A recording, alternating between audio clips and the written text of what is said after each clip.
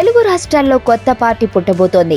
ఇప్పటికే జనసేన అధినేత పవన్ కళ్యాణ్ వచ్చే ఎన్నికల్లో ఏపీతో పాటు తెలంగాణలోనూ పోటీ చేస్తానని ప్రకటించిన సంగతి తెలిసిందే. ఇప్పుడు కొత్తగా టీడీపీ ఎమ్మెల్యే బీసీ ఉద్యమ నేత ఆర్ కృష్ణయ్య కొత్త పార్టీని ఏర్పాటు చేయనున్నట్లు ప్రకటించారు.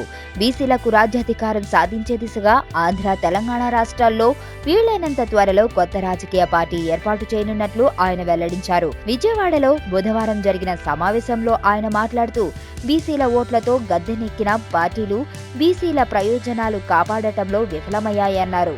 ఈ నేపథ్యంలో రెండు రాష్ట్రాల్లోని కుల సంఘాలు, మేధావులు, రాజకీయవేత్తలతో సమావేశాలు నిర్వహించి పార్టీ ఏర్పాటుపై ఏకాభిప్రాయం తీసుకున్నట్లు ఆయన చెప్పారు.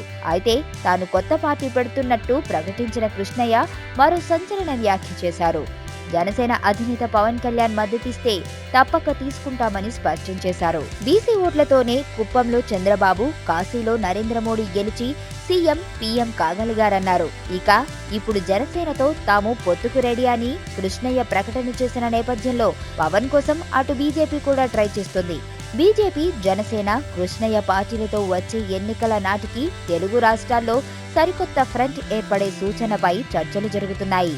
మరి అదే జరిగితే అక్కడ తెరాసకు, ఇక్కడ టీడీపీకి ఈ ఫ్రంట్ ఎలాంటి పోటీ ఇస్తుందో చూడాలి.